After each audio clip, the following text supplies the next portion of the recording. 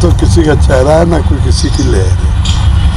और ना हाँ, जो बीजेपी के गढ़ हैं, जो गढ़ हैं बीजेपी के, उसमें कुछ हमारी कमी रह गई।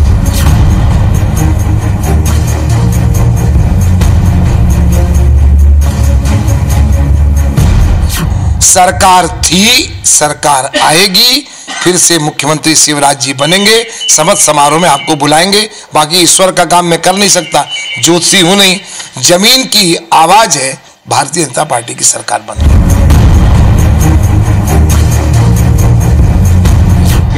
उन्होंने कहा गया मैं सरकार बन गई, कैबिनेट मंत्री में बधाई। मैं क्या शराब दूंगा क्या उस चीज को? शराब तो नहीं दूंगा मैं।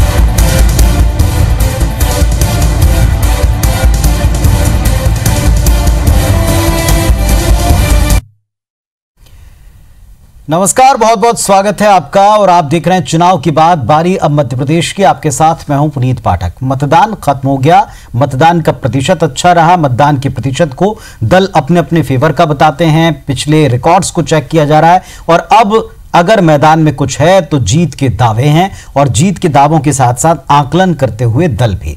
इन सब के बीच कुछ ऐसे बयान आए हैं और उन व्यक्तियों से आए हैं जिसको लेकर क्या पार्टी सीरियस है, इस पर आज बात करेंगे। भोपाल से लेकर दिल्ली तक पार्टी दफ्तर में मंथन जारी है, बागियों से हुए नुकसान का आकलन जारी है, नतीजे से पहले बधाइयों का लेन देन भी शुरू हो चुका है। दावे हैं, वायदे हैं और आशीर्वाद के बीच में सवाल भी उठता है कि दरअसल क्या जीत का दावा जो कर रहा है या जीत का आशीर्वाद जो दे रहा है, उनमें से किसमें सच्चाई है? क्या जीत के दावे करने वाली बीजेपी और कांग्रेस मतदाताओं से ज्यादा जोड़ तोड़ की गणित के ऊपर निर्भर है? क्या आने वाले वक्त में प्रदेश की जनता ने वाकई जो मैंडेट दिया है उसका सही आकलन ये दल कर पा रहे हैं? हालांकि 11 तारीख बहुत दूर नहीं है, लेकिन 11 तारीख जितनी भी दूर है, इसमें लगातार राजनीतिक दल अपने अपने जोड़ तोड़ करके ये कोशिश में जरूर जुटे हुए हैं कि दरअसल हुआ क्या है, दरअसल जनता ने जीत का आशीर्वाद किसे दिया है। लेकिन जीत का आशीर्वाद अपनी तरफ से बाबूलाल गौर साहब ने दे भी दिया है और इसे यह भी कहा कि घर आए मेहमान को या घर आए व्यक्ति को वो आशीर्वाद देते आए हैं। हमारे साथ में दोनों दलों के प्रमुख नेता जुड़ रहे हैं। रजनीश अग्रवाल साहब हैं, भारतीय जनता पार्टी की तरफ से अपनी बात रखेंगे। स्वदेश शर्मा साहब हैं, कांग्रेस पार्टी की तरफ से अपनी बात रखेंगे। आप दोनों को पहले तो शुभकामनाएं, क्योंकि जिस तरीके की वोटिंग हुई है और जिस तरह की उम्मीद की जा रही थी, अच्छी वोटिंग को लेकर के लोकतंत्र में एक अच्छा संकेत माना जाता है, इसलिए सभी को शुभकामनाएं जिन्होंने इस माहौल को बनाया। रजनीश जी, बाबूलाल गौर साहब जो है जीत का आशीर्वाद और अग्रिम बधाई देते हैं मंत्री बनने की आरिफ अकील साहब को, और साथ में ये कहते हुए भी आपने सुना होगा कि बीजेपी के गढ़ में कुछ कमी रह गई। क्या सीरियसली लेते हैं आपकी पार्टी के बुजुर्ग नेता हैं?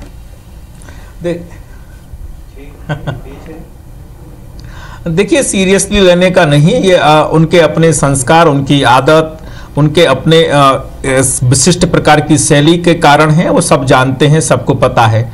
और देखिए, दावे, प्रतिदावे, मस्ती, मजाक, शुभकामनाएं, आशीर्वाद, इन सब का अपना एक अलग स्थान है। लेकिन इन सब के बावजूद इस देश के संविधान के मुताबिक जो व्यवस्था हमने अपनाई है संसदीय लोकतंत्र की, उस लोकतंत्र में हमारा जो भी मतदान है वो मशीन में बंद है। 11 तारीख को मतगणना में खुलेगा, ये सच है। और ये सच ऐसा है जिसकी अपनी संवैधानिक मान्यता है। तो इसलिए तमाम प्रकार के जो हमारे लोकाचार में, व्यवहार में जो दावे प्रतिदावे हैं, चलने दीजिए, मस्ती आनंद लेने दीजिए।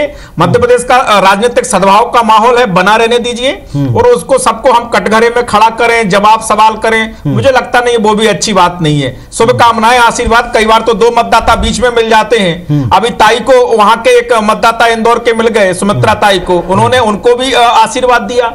तो ये होता है, वो पहली बार नहीं हुआ। कांग्रेस भाजपा में बरसों बरस से इस प्रकार का व्यवहार, सद्भावना बनी रहती है। लेकिन उसके बावजूद जो हमारी विचारों की, संगठन की, नीतियों की, नेताओं की जो लोकतंत्र के मद्देनजर जो लड़ाई है वो चलती है, वो भी चलती है, वो मशीन में बंद हो गई। चलिए, बहुत अच्छी बात आप कह रहे हैं रजनीश जी, आप बहुत बढ़िया बात कह रहे हैं और बहुत अच्छा से आप मुस्कुराते हुए बड़े अच्छे भी लग रहे हैं। दूसरी बात मैं ये कहूंगा कि बीजेपी के गढ़ में कमी रह गई, आपकी पार्टी के एक वरिष्ठ नेता कह रहे हैं, और उनकी बातों को क्या हम ऐसे ही जाने दें? ऐसे ही जाने दें जो कैमरे पे वो कह रहे हैं, टिकटों के वितरण को लेकर के भी बात कह रहे हैं, क्या उसको ऐसे ही जाने देगी पार्टी भी, उनको ऐसे ही जाने देगी, या आपको लगता है कि इससे कोई सद्भाव बिगड़ रहा है?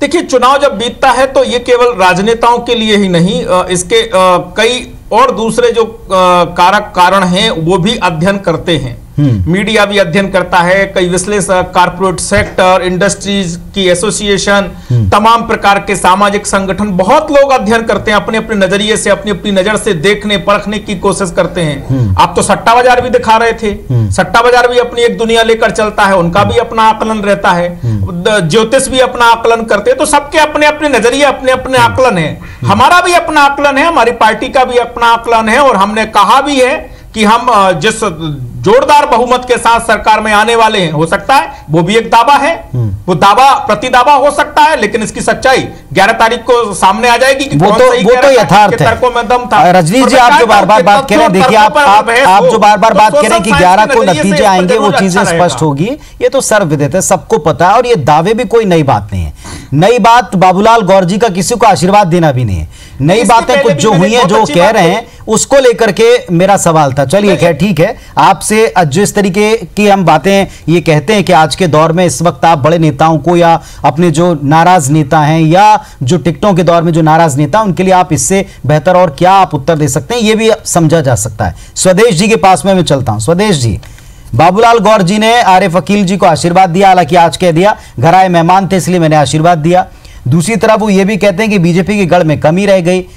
तो आपको लग क्या रहा है, ये आशीर्वाद फलीभूत होने वाला है, ये दावा है, ये आशीर्वाद सिर्फ आशीर्वाद तक सीमित है, इसको आप लोग सीरियसली लेते हैं कि नहीं लेते हैं? जी पाठक जी, बिल्कुल आपने सही प्रश्न किया है। सबसे पहले तो मैं रजनीश अग्रवाल जी हमारे भारतीय जनता पार्टी के विद्वान प्रवक्ता हैं, और जिन्होंने ये बात बड़ी तरीके से रखी है, मैं स्वागत करता हूं इनकी बात का। मैं समझता हूं हर राजनीतिक दल को ऐसा ही होना चाहिए, इसी तरह की बात करना चाहिए। चर्चा का मतलब है कि चर्चा हो, बहस ना हो। तो बिल्कुल सही बात कही है, लेकिन यहाँ एक बात जरूर सामने आई है। माननीय बाबूलाल गौर जी मध्य प्रदेश के सबसे वरिष्ठ नेता हैं, और ऐसे नेता हैं, बहुत बार उन्होंने सच बोला है, और उन्होंने सच बोला है। माननीय प्रधानमंत्री महोदय एक तरफ बोलते हैं कि हमें कांग्रेस मुक्त भारत चाहिए, दूसरी ओर अगर बाबूलाल गौर जी कांग्रेस के वरिष्ठ विधायक को बधाई देने जाते हैं, मंत्री बनने की बात, सरकार बनने की बात करते हैं, तो आदर मेरे दिल में उनके प्रति और ज्यादा बढ़ जाता है। रहा सवाल, हम अगर दावा पेश करें तो हमारे पास मुख्य बिंदु ये है कि विश्लेषकों ने, विद्वानों ने, लेखककारों ने, विचारकों ने, जैसे जैसे जितने लोग सामाजिक संगठन हैं, इन सब ने विश्लेषण हमेशा करते आए 1952 से लेकर आज तक, जब से इलेक्शन हुए हैं। तो जब जब सरकार के विरुद्ध 75-80% वोटिंग होती है, वोट का प्रतिशत बढ़ता है, तो निश्चित तौर पर बदलाव की बात सामने आती है, और परिणाम आने पर देखा है कि सरकारें कई चली गई हैं। तो एक तो बात ये है, ये होते हैं वही विश्लेषण की बात, लेकिन जमीन पर हमने क्या देखा, 2017 में 4 बाई इलेक्शन हुए, और कांग्रेस ने 4 बाई इलेक्शन सरकार के विरुद्ध जीते हैं। तो जनता हमारे साथ है, जनता का आशीर्वाद साथ है, और सरकार कई मुद्दों पर विफल रही है। उदाहरण के तौर पर समृद्धि की बात करते हैं तो मध्य प्रदेश को गरीबी में चौथे स्थान पर लाके खड़ा कर दिया। शर्मा जी, मैं अभी उस बात पे जाने नहीं चाहता, 1 नंबर पर लाके खड़ा प्रचार का दौर हो गया, आपने अपने कर रहे हैं, जनता हमारे साथ है, हमारे पास यही एक वजह है। ठीक है शर्मा जी, मैं पूछूंगा आधार के ऊपर आऊंगा, मैं सीधा सवाल और थोड़ा कट्टू कट सवाल पूछता हूं। स्वदेश जी को क्या लगता है, कांग्रेस पार्टी को क्या लगता है, किसी आकलन के आधार पर बाबूलाल गौर जी ने यह बात की, जीत का आशीर्वाद दिया है और अपनी पार्टी की कुछ खामियों को सीरियसली रखा है, या जो आदतन वो हमेशा अक्सर एक लाइट लहजे में बातें कर दिया करते हैं वो है, या टिकटों के दौर में उनकी नाराजगी से जोड़कर आप उनके स्टेटमेंट को देखते हैं? किस तरह से आप देखते हैं, कांग्रेस देखती? कोई तथ्य है इसमें, या ऐसे आप केवल एक औपचारिक बातचीत के दौरान कह दी गई बात कहते हैं?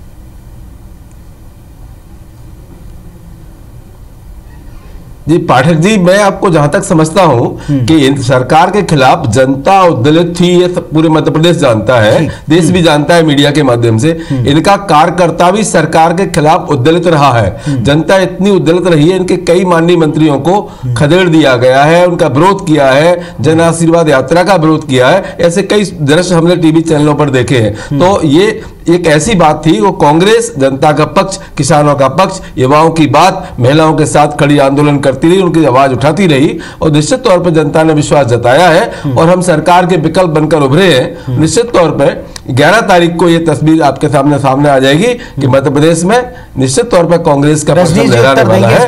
और उस समय वहां के अपने विद्वान प्रवक्ता महोदय को जी पुनीत जी, मुझसे कुछ पूछा क्या? जी बिल्कुल, मैं आप ही से कह रहा हूं। वो ये बता रहे हैं कि जनता आपसे नाराज, आपके कार्यकर्ता आपसे नाराज, और अब जीत का आशीर्वाद कांग्रेस को ही मिला है, और कहीं ना कहीं जमीनी आधार के ऊपर ये बातें की गई। आपका जवाब?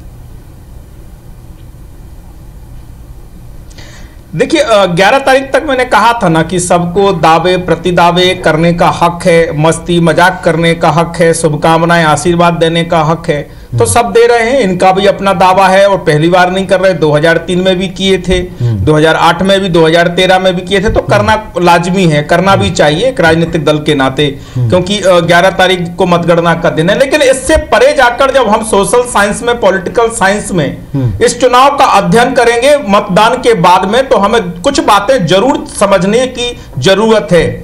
एक बात तो ऐसी है कि मध्य प्रदेश की तासीर में एंटी इनकम्बेंसी का वोटर वोकल होता है, साइलेंट नहीं होता, और वोट परसेंट बढ़ता है तो फर्स्ट हाफ में बढ़ता है, सेकंड हाफ में नहीं बढ़ता। प्रयास पूर्वक, विनय पूर्वक, आग्रह पूर्वक मतदान केंद्र में नहीं लाया जाता। अगर एंटी इनकम्बेंसी का वोटर होता है तो आक्रोशपूर्ण ढंग से सुबह से ताबड़तोड़ लाइन लगाकर मतदान करता है। आपने ही दिखाया है, हमने भी देखा, आपके चैनल पर भी हम बैठे थे कि दोपहर के 3 बजे तक धीमी गति से मतदान चला था। और आग्रह पूर्वक मतदान कराने का काम भारतीय जनता पार्टी ने जब रिपोर्टिंग ली कि हमारे बहुत सारे मतदान केंद्रों पर धीमा मतदान है, तो हमने जो हमारा बरसों बरस से चल रहा अभियान है, घर से वोटर को आग्रह पूर्वक, विनय पूर्वक निकालना, मतदान केंद्र तक उसको जाने का आग्रह करना, वो किया। महिलाओं का मतदान ज्यादा हुआ, जिसका प्रयास हमने कमल शक्ति अभियान से लगातार किया। और इस कमल शक्ति अभियान का एक ही मंतव्य था कि महिलाओं को जागृत करना, महिलाओं को महिलाओं से जोड़ना और आग्रह करना कि मतदान केंद्र तक वो जाएं। आपकी बातों से 2 तथ्य मैंने निकाले, उनका जवाब तो ले लूं। स्वदेश जी, 2 तथ्य निकलते हैं इससे। पहली बात यह कि जनता में आक्रोश का दावा कांग्रेस ने पहले 2 बार भी किया, लेकिन उसका हश्र सबके सामने रहा और अच्छा खासा फर्क रहा पिछले चुनाव में। पहला पॉइंट रजनीश जी का। दूसरा पॉइंट वो ये भी कहते हैं कि जो वोटिंग का ट्रेंड रहा दिन भर के दरमियान, प्रतिशत के साथ आप जोड़कर देखें तो वो इसे आक्रोश नहीं मानते हैं, वो जनता के बीच में जाकर किए गए प्रयास का नतीजा मानते हैं।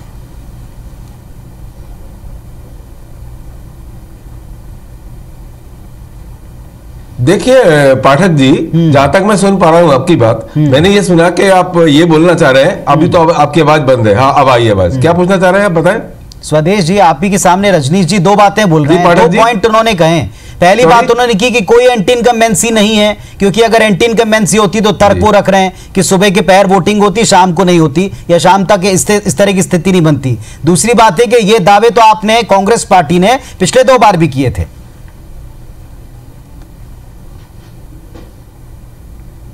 देखिए, ये 10 दिन की इनकी संतुष्टि है। ईश्वर चाहे ऐसे ये बात करते ना, अब की बार 200 पार। माननीय प्रधानमंत्री महोदय कहते हैं कांग्रेस मुक्त भारत, तो ये सारी बातें जनता समझ रही है। मध्य प्रदेश में महिला उत्पीड़न को पहले नंबर पर लाके खड़ा कर दिया है। यहाँ युवा बेरोजगार है, व्यापम जैसे स्कैम खड़े कर दिए। अगर किसी पत्रकार ने या इन्वेस्टिगेट से जुड़े हुए व्यक्ति ने कोई आवाज उठाने की कोशिश की तो 52 लोगों की हत्याएं हो गई हैं। कौन जवाबदार है इसका? माननीय मुख्यमंत्री महोदय किसान का बेटा कहते हैं खुद को, और किसान में जब गोली मारी जाती है, अपनी आवाज उठाता है, वो अपनी मांगे रखता है, जायज मांगे, तो उसको गोलियों से भून दिया जाता है। क्या किसान नहीं समझते इस बात को? ये बताइए, अभी 15 वर्षों के शासनकाल में हमारे मित्र रजनीश जी बहुत विद्वान और पढ़े लिखे प्रवक्ता है, 15,126 किसानों ने आत्महत्या की। मैं आत्महत्या कर सकता हूं खुशी खुशी? इनके केंद्रीय मंत्री, कृषि मंत्री जी बोलते हैं पब्लिसिटी पाने के लिए प्रेमालाप में आत्महत्या करते हैं किसान। तो ये सब मध्य प्रदेश समझ रहा है। यही वजह है कि 2017 में होने वाले 4 बाई इलेक्शन हमने जीते हैं। और जहां तक बात की जाए, अभी एक पिछले 2-4 महीने पहले पचमढ़ी में एक इलेक्शन हुआ नगर पालिका का, उसमें इनको एक भी सीट नहीं मिली, सारी कांग्रेस की आई। कृषि उपज मंडी के चुनाव की हमने बात की, आगे बढ़ाया बहुत, प्रोग्राम बनाकर सेट कर लिया। जब इनको लगा कि हम हार जाएंगे, इन्हें कैंसिल कर दिए, मैं आपके तर्कों का उत्तर लूंगा। तो जनता हमारे साथ है। जी जी, आपके तर्कों का उत्तर लूंगा। जो ब्रेक पर जाने से पहले स्वदेश जी ने कहा था कि अब की बार 200 पार का नारा था, अब कोई इसका जिक्र नहीं कर रहा। दूसरी बात यह कि बाई इलेक्शंस में कांग्रेस की जीत हुई, जो इस बात का साक्ष्य वो मानते हैं कि जनता उनके साथ है।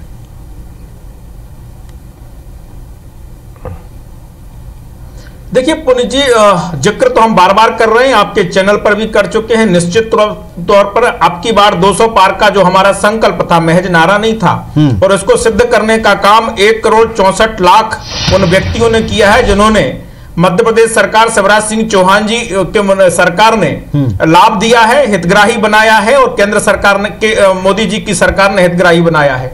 इसी मध्य प्रदेश में 13 लाख प्रधानमंत्री आवास योजना के लाभार्थी हैं। इसी मध्य प्रदेश में 50 लाख से ज्यादा प्रधानमंत्री उज्ज्वला योजना के लाभार्थी हैं। इसी मध्य प्रदेश में बीते 1 साल के मात्र 26 लाख मुद्रा योजना के लाभार्थी हैं। इसी मध्य प्रदेश में 2.25 करोड़ अलग संबल योजना के लाभार्थी हैं, जिसमें गर्भवती महिला को प्रसूति के पहले 4,000, प्रसूति के बाद में 12,000 देने का काम, 200 रुपए बिजली का बिल, ऐसे तमाम योजनाएं, शिक्षा के मामला हो, स्वास्थ्य का मामला हो, आधार पर अब की बार 200 पार बरकरार रहेगा ना, ये विश्वास है आपका अब की बार 200 पार बरकरार रहेगा। इसलिए बिल्कुल, इसलिए उस आंकड़े को छूने के लिए हमने जी जान से जनता के बीच में आशीर्वाद मांगने का काम किया है, और वो परिणाम के दिन आपको सिद्ध होगा। दूसरी बात उपचुनाव की। उपचुनाव पुनीत जी सरकार बनाने या सरकार हटाने के लिए नहीं होता। उपचुनाव के मुद्दे, उपचुनाव के कारण, उपचुनाव के समीकरण बहुत ही अलग होते हैं, अलग होते हैं, उनके मायने भी अलग होते हैं। जो कोलारस और मुंगावली का उपचुनाव हुआ, उसमें महाराज श्रीमंत सिंधिया जी ने पूरी ताकत लगाकर, उनके लोकसभा क्षेत्र का था, उनको कांग्रेस की ओर से प्रोजेक्ट होना था, चेहरा बनना था, इसलिए वो उनके लिए उसकी लड़ाई थी, और जनता से वो उसी के लिए अपने आशीर्वाद मांग रहे थे। तो जनता ने जो उनके इलाके से के रहने वाले सदियों से रहे हैं, वो उसके तौर पर उन चुनाव को देखा जाए। सरकार बनाने के लिए, हटाने के लिए नहीं हुआ। और मैं कह रहा हूं ना कि मेरा भी तो दावा है, इनका भी प्रतिदावा है। सच्चाई तो पेटी में बंद है, ईवीएम में, मशीन में बंद है, वो सामने आने वाली है। एकमात्र बहस ऐसी, हमने बहुत बहसें की है पुनीत जी, जिसका परिणाम आने वाला है, जिस बहस का परिणाम आने वाला है। जी देखिए, मैं विद्वान प्रवक्ता रजनीश जी की बात से बिल्कुल इत्तेफाक नहीं रखता। इनकी जो योजनाएं हैं वो निश्चित तौर पर कागजी साबित हुई हैं। मध्य प्रदेश में कुपोषण की स्थिति यह है कि 92,000 बच्चे पहला जन्मदिन नहीं बना पाते। ये हम नहीं कह रहे हैं, ये HRD की रिपोर्ट कह रही है, इनकी केंद्र सरकार की रिपोर्ट कह रही है, मैं नहीं कह रहा हूं। यहाँ मध्य प्रदेश में हालात ये है कि महिला उत्पीड़न चरम पर है और 1 नंबर पर आ चुका है। अब कई स्थिति ऐसी, लॉ एंड ऑर्डर इनका ऐसा बिगड़ा हुआ है, इसी राजधानी के बैरसिया में एक दलित को जिंदा पेट्रोल डाल के जला दिया जाता है। इनकी स्थिति यह है, इनका एक विधायक थाने में घुसकर सिपाही को मारता है। लॉ एंड ऑर्डर की स्थिति कहे तो भिंड जिले के उमरी थाने में एक असामाजिक तत्व थाने में घुस के कुल्हाड़ी से 2 सिपाहियों की हत्या कर देता है।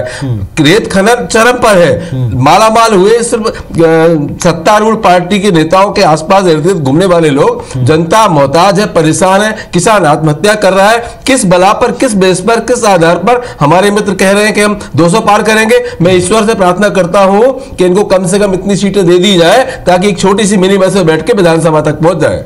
आज रजनीश जी उत्तर देंगे इस बात का, या अभी भी कहेंगे कि नतीजा आने दें?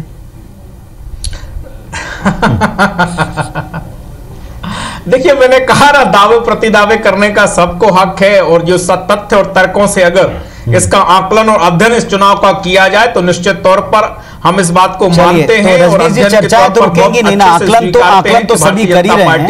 एक बड़े बहुमत से आपका आकलन क्या कहता है? सरकार बना रही है। आपका आकलन क्या कहता है?